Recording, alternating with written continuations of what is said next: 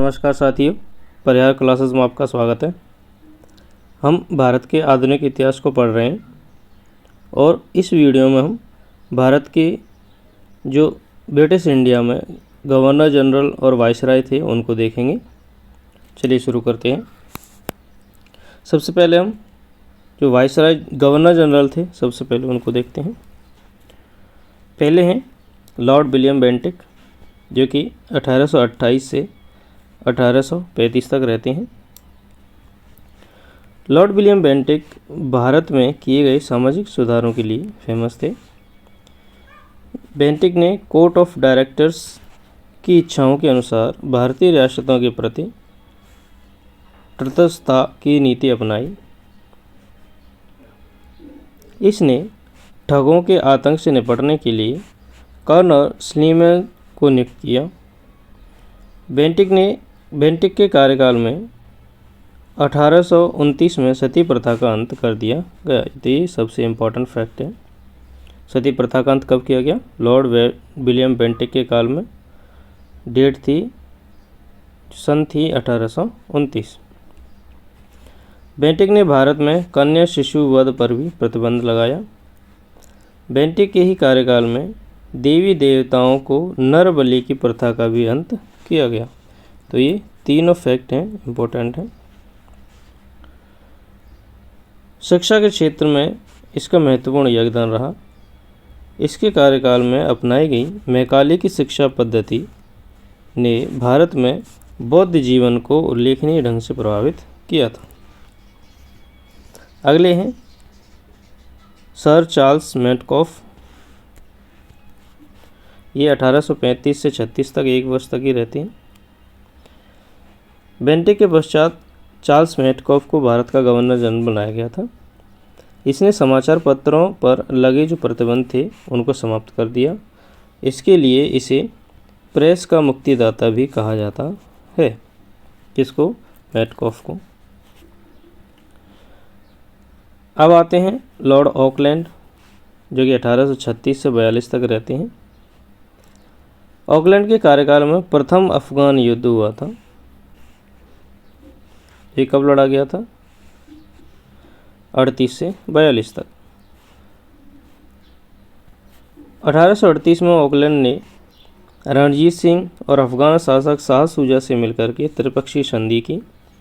Auckland को भारत में शिक्षा तथा पाश्चात्य चिकित्सा पद्धति के विकास और प्रसार के लिए जाना जाता है। ऑकलैंड के कार्यकाल में बम्बई और मद्रास मेडिकल कॉलेजों की स्थापना की गई। इसके कार्यकाल में शेर शाह द्वारा बनाए गए ग्रैंड ट्रंक रोड की मरम्मत की गई थी। अगले आते हैं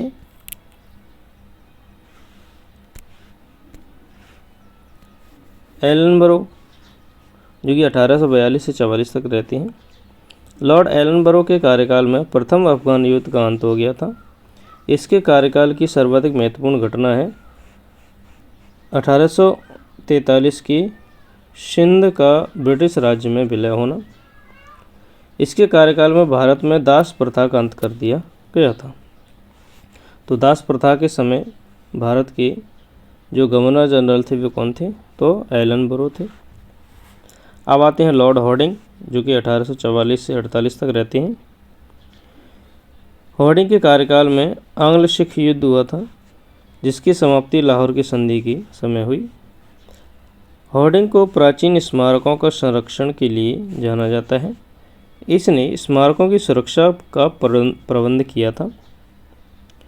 हॉर्डिंग ने सरकारी नौकरियों में नियुक्ति के लिए अंग्रेजी शिक्षा को प्राथमिकता दी थी। अब आते हैं लॉर्ड डलहौजी, जो कि रहते हैं 1848 से 56 तक। ये साम्राज्यवादी था, लेकिन इसका कार्यकाल सुधारों के लिए भी फेमस है। इसके कार्यकाल में द्वितीय आंग्ल वर्मा युद्ध हुआ था, जो कि 1851 से 52 के बीच में हुआ था। 52 में वर्मा के पीगू राज्य को ब्रिटिश साम्राज्य में मिला लिया गया था। डलहौजी ने व्यपगत के सिद्धांत को लागू किया था। व्यपगत के सिद्धांत के द्वारा ब्रिटिश साम्राज्य में मिलाए गए राज्यों में सतारा, जैतपुर, संबलपुर, बघाट, उदयपुर, झांसी, नागपुर आदि राज्य लिए गए थे।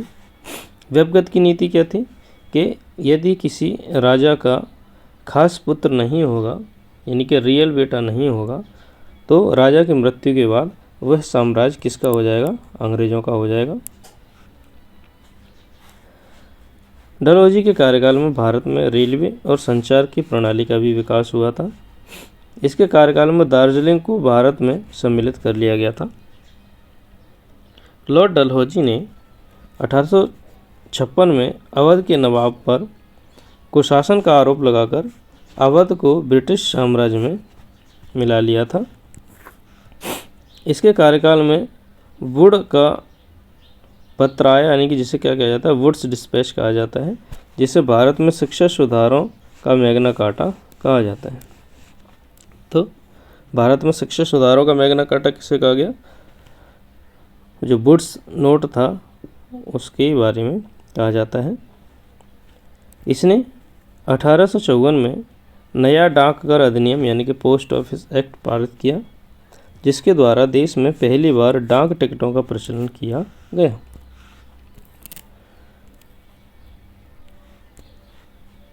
डलहौजी के कार्यकाल में ही भारतीय बंदरगाहों का विकास करके उन्हें अंतर्राष्ट्रीय वाणिज्य के लिए खोल दिया गया। इसके कार्यकाल में हिंदू विधवा पुनर्विवाह नियम पारित किया गया। तो हिंदू विधवा पुनर्विवाह नियम कब पारित किया गया? डलहौजी के कार्यकाल में। अब यहाँ से आते हैं आगे, क्योंकि 1857 की क्रांति हो जाती है और क्रांति के बाद जो पूरा शासन था वह ब्रिटिश गवर्नमेंट के अंतर्गत चला जाता है, रानी के अंतर्गत। तो यहाँ से जो गवर्नर जनरल थे उसके पद को हटा करके वायसराय कर दिया जाता है। तो आते हैं वायसराय पर। वायसराय रहते हैं सबसे पहले लॉर्ड कैनिंग, जो कि 1858 से 62 तक रहते हैं। यह 56 से 58 तक भारत का गवर्नर जनरल रहा था, जो कि अंतिम गवर्नर जनरल भी था और पहला वायसराय भी था। उसके बाद ब्रिटिश संसद के द्वारा 1858 में पारित अधिनियम के द्वारा इसे भारत का प्रथम वायसराय बना दिया गया। तो भारत का सबसे अंतिम गवर्नर जनरल कौन था? तो लॉर्ड कैनिंग। और सबसे पहला वायसराय कौन था? तो लॉर्ड कैनिंग। इसके कार्यकाल में आईपीसी, सीपीसी और सीआरपीसी जैसी दंड विधियों को पारित किया गया। इसके शासनकाल में सबसे महत्वपूर्ण घटना 1857 की क्रांति थी। इसके कार्यकाल में लंदन यूनिवर्सिटी की तर्ज पर ही 1857 में कलकत्ता, मद्रास और बम्बई यूनिवर्सिटियों की स्थापना की गई। 1857 के विद्रोह के बाद पुनः भारत पर अधिकार करके मुगल सम्राट बहादुर शाह को रंगून में निर्वासित कर दिया गया। लॉर्ड कैनिंग के कार्यकाल में भारतीय इतिहास की प्रसिद्ध नील विद्रोह होता है। 1861 में भारतीय परिषद अधिनियम इसी के कार्यकाल में पारित किया गया। तो भारत परिषद अधिनियम कब लागू किया गया? 1861 में। उस समय वायसराय कौन थे? तो लॉर्ड कैनिंग थे। अगले वायसराय आते हैं लॉर्ड एल्गिन, जो कि 1864 से 1869 तक रहते हैं। लॉर्ड एल्गिन एक वर्ष के अल्पावधि के लिए, तो यहाँ पे देखिए मिसप्रिंट हो रही है, यहाँ पे 1 साल के लिए बनते हैं। इसने बहावी आंदोलन को समाप्त किया तथा पश्चिमोत्तर प्रांत में हो रहे कबायलियों के विद्रोह का भी दमन कर दिया गया। 1 साल बाद ही 64 से 69 तक रहते हैं सर जॉन लॉरेंस। इनके शासनकाल में अफ़गानिस्तान में हस्तक्षेप न करने की नीति का पालन किया गया। इसके कार्यकाल में यूरोप के साथ दूरसंचार व्यवस्था कायम की गई। इसके कार्यकाल में कलकत्ता, बम्बई और मद्रास में हाई कोर्ट्स की स्थापना की गई। तो जब 3 हाई कोर्ट बने कलकत्ता, बम्बई और मद्रास में, तब वायसराय कौन थे? तो जॉन लॉरेंस थे। इन्हें महान अभियानों के लिए भी जाना जाता है। इसके शासनकाल में पंजाब का काश्तकारी अधिनियम पारित किया गया। अब आते हैं लॉर्ड मेयो, जो कि 1869 से 72 तक रहते हैं। इसके शासनकाल में भारतीय सांख्यिकी बोर्ड की स्थापना की गई। इसके कार्यकाल में सर्वप्रथम 1871 में भारत में जनगणना की शुरुआत की गई, तो लॉर्ड मेयो के काल में ही जनगणना की गई। इसने कृषि एवं वाणिज्य के लिए अलग अलग विभाग बनाए। लॉर्ड मेयो की हत्या 1872 में अंडमान में एक कैदी के द्वारा कर दी जाती है। इसने राजस्थान के अजमेर में मेयो कॉलेज की स्थापना की थी। तो मेयो कॉलेज कहाँ है? अजमेर, राजस्थान में। अगले आते हैं नॉर्थब्रुक, जो कि 72 से 76 तक रहते हैं। नॉर्थब्रुक ने 1875 में बड़ौदा के शासक गायकवाड़ को पदच्युत यानी कि उनको पद से हटा दिया था। इसके कार्यकाल में प्रिंस ऑफ वेल्स एडवर्ड तृतीय की भारत यात्रा होती है। कब? 1875 में। इसके कार्यकाल में पंजाब में कूका आंदोलन होता है। फिर आते हैं लॉर्ड लिटन।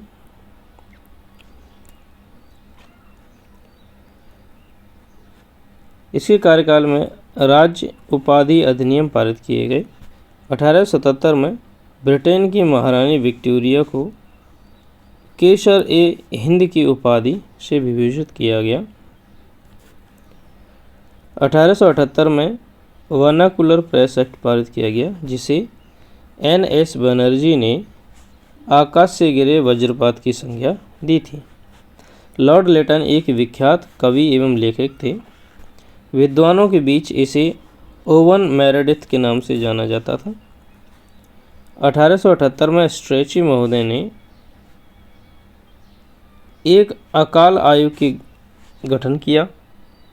लिटन ने सिविल सेवा में प्रवेश करने की उम्र 21 वर्ष से कम करके अब 19 वर्ष कर दी थी। अब आते हैं लॉर्ड रिपन। 1878 में प्रथम कारखाना अधिनियम पारित किया गया। 78 में 81 है। 1882 में वर्नाकुलर प्रेस एक्ट को रद्द कर दिया गया। इसके लिए इसे प्रेस का मुक्तिदाता कहा जाता है। तो प्रेस का मुक्तिदाता किसे कहा गया? लॉर्ड रिपन को। ये रिपन के कार्यकाल में ही विलियम हंटर की अध्यक्षता में शिक्षा आयोग, हंटर आयोग का गठन किया जाता है। 1882 में स्थानीय सुशासन प्रणाली की शुरुआत की गई और 1883 में अल्बर्ट विल विवाद रिपन के ही कार्यकाल में हुआ था। अब आते हैं लॉर्ड डफरिन। लॉर्ड डफरिन, इनके कार्यकाल में तृतीय बर्मा युद्ध होता है। बर्मा को भारत में मिला लिया जाता है। इसके कार्यकाल में भारतीय राष्ट्रीय कांग्रेस की स्थापना की गई और लॉर्ड रिपन के कार्यकाल में अफगानिस्तान के साथ ही उत्तरी सीमा का निर्धारण किया गया। इसके कार्यकाल में बंगाल 1885, अवध 1886 और पंजाब 1887 में किराया अधिनियम पारित कर दिया गया। अगले वायसराय आते हैं लैंसडाउन, जो कि 1888 से 93 तक रहते हैं। इसके शासनकाल में भारत तथा अफगानिस्तान के बीच सीमा रेखा फिक्स की गई, जिसे डूरंड रेखा नाम दिया गया। 1819 में कारखाना अधिनियम पारित किया गया।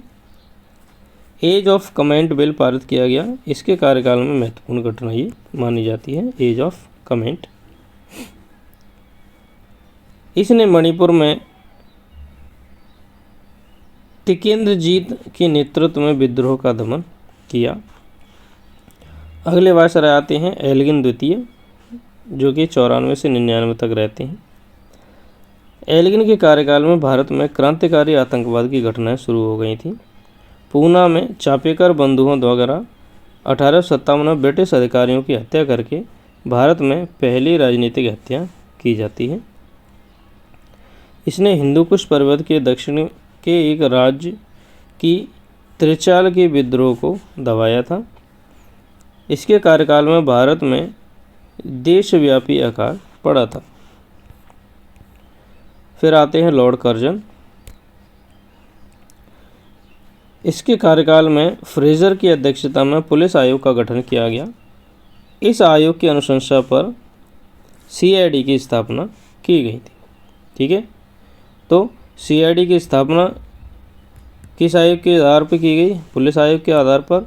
और किसकी अध्यक्षता में इसकी हुई? तो फ्रेजर की अध्यक्षता में इसके गठन है वह किया जाता है। इसके कार्यकाल में उत्तरी पश्चिमी सीमावर्ती प्रांत की स्थापना की गई। शिक्षा के क्षेत्र में 1994 में विश्वविद्यालय अधिनियम पारित किया गया। 1904 में विश्वविद्यालय अधिनियम पारित किया गया। 1904 में प्राचीन स्मारक अधिनियम परिरक्षण अधिनियम पारित किया गया, जिससे भारतीय पुरातत्व सर्वेक्षण विभाग की स्थापना की गई। इसके शासनकाल में बंगाल का विभाजन होता है, जिससे भारत में क्रांतिकारियों की गतिविधियों का सूत्रपात हो जाता है। फिर आते हैं लॉर्ड मिंटो द्वितीय। 1906 में मुस्लिम लीग की स्थापना होती है। इसके कार्यकाल में कांग्रेस का सूरत अधिवेशन हुआ, जिसमें कांग्रेस का विभाजन हो गया। मार्ले मिंटो सुधार अधिनियम 1909 में पारित किया गया। इसके काल में 1908 में समाचार पत्र अधिनियम पारित किया गया। प्रसिद्ध क्रांतिकारी खुदीराम बोस को फांसी इसी के काल में दी गई।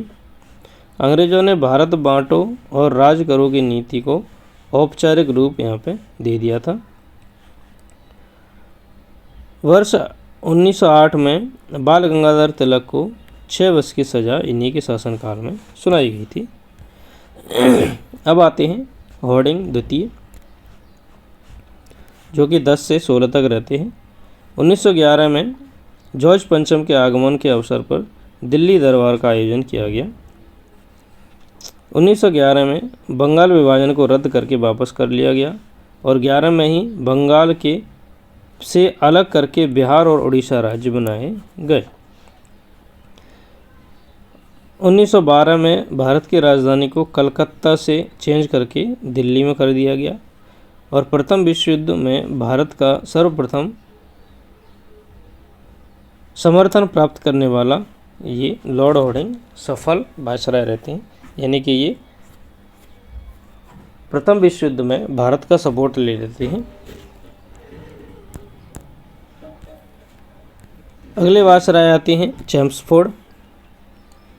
इसके काल में तिलक और एनी बेसेंट को होम रूल जो रूल आंदोलन था वो चलता है, होम रूल। 1916 में कांग्रेस और मुस्लिम लीग के बीच एक समझौता हुआ, जिसे लखनऊ पैक्ट कहा गया। पंडित मदन मोहन मालवीय ने बनारस में काशी हिंदू विश्वविद्यालय की स्थापना 1916 में की। खिलाफत एवं असहयोग आंदोलन का प्रारंभ होता है। अलीगढ़ विश्वविद्यालय की स्थापना भी होती है इन्हीं के समय में। महात्मा गांधी रॉलेट एक्ट के विरोध में आंदोलन करते हैं, जो कि 19 मार्च 1919 को आया था। 1919 में जलियांवाला बाग हत्याकांड इसी कार्यकाल में होता है और 1921 में प्रिंस ऑफ वेल्स भारत में आगमन होता है। अगले आते हैं लॉर्ड रीडिंग, जो कि 21 से 26 तक रहते हैं।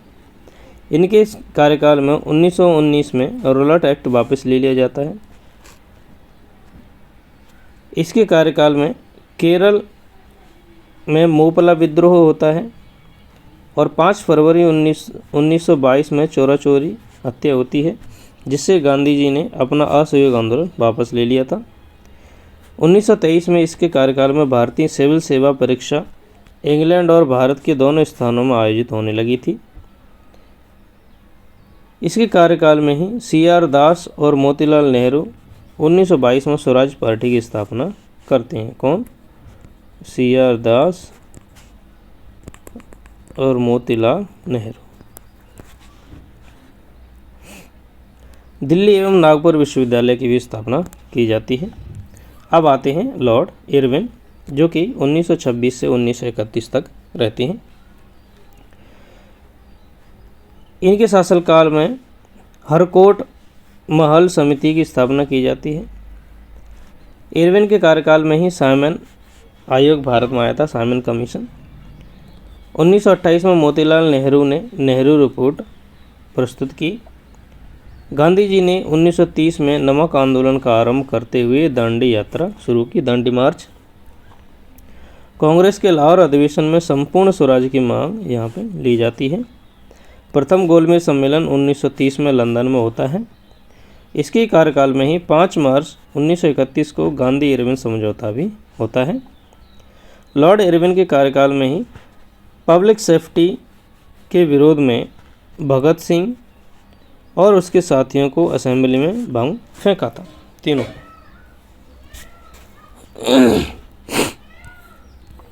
अगले आते हैं लॉर्ड वेलिंगटन, जो कि 31 से 36 तक रहते हैं।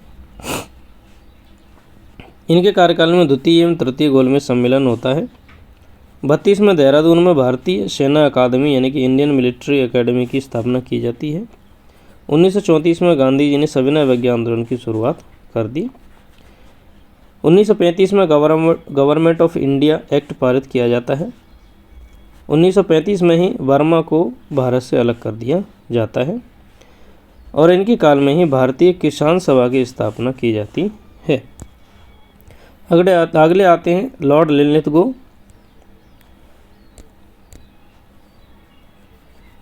उन्नीस में सुभाष चंद्र बोस ने कांग्रेस छोड़ करके फॉरवर्ड ब्लॉक की नामक एक अलग से पार्टी बनाई। 1939 में ही, ये 39 थी, 29 कह दिए थे शायद मैंने, सॉरी। 39 में द्वितीय विश्व युद्ध की शुरुआत हो जाती है और जो कांग्रेस के मंत्रिमंडल थे उन्होंने त्यागपत्र दे दिया। 1940 में लाहौर अधिवेशन में मुस्लिम लीग के मुसलमानों के लिए अलग अलग राज्य की मांग करते हुए पाकिस्तान का प्रस्ताव पारित किया गया। 1940 में कांग्रेस द्वारा व्यक्तिगत असहयोग आंदोलन प्रारंभ किया गया। 42 में गांधी जी ने करो या मरो का नारा दिया और भारत छोड़ो आंदोलन शुरू कर दिया। अगले आते हैं लॉर्ड वेबल।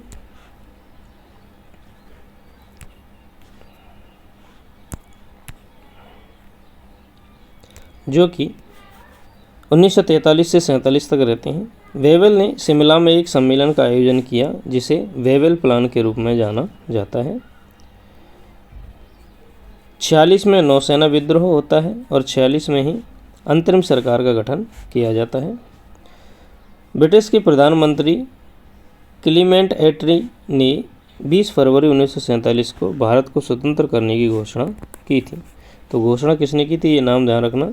भारत के उस समय ब्रिटिश के प्रधानमंत्री कौन थे उस समय? क्लीमेंट एटली। तो इन्हें डायरेक्टली एटली के नाम से ही जाना जाता है। एटली जी घोषणा कर देते हैं। और अगले आते हैं लॉर्ड माउंटबेटन, जो कि 1947 से 48 तक रहते हैं। लॉर्ड माउंटबेटन भारत के अंतिम वायसराय थे। माउंटबेटन ने 3 जून 1947 को भारत के विभाजन की घोषणा कर दी थी। 4 जुलाई 1947 को ब्रिटिश संसद में भारतीय स्वतंत्रता अधिनियम प्रस्तुत किया गया, जिसे 18 जुलाई 1947 को पारित करके भारत को स्वतंत्रता की घोषणा कर दी थी। भारतीय स्वतंत्रता अधिनियम द्वारा भारत में 2 टुकड़े करके इसे भारत और पाकिस्तान 2 राज्यों में बांट दिया गया और 15 अगस्त 1947 को भारत को स्वतंत्र कर दिया जाता है।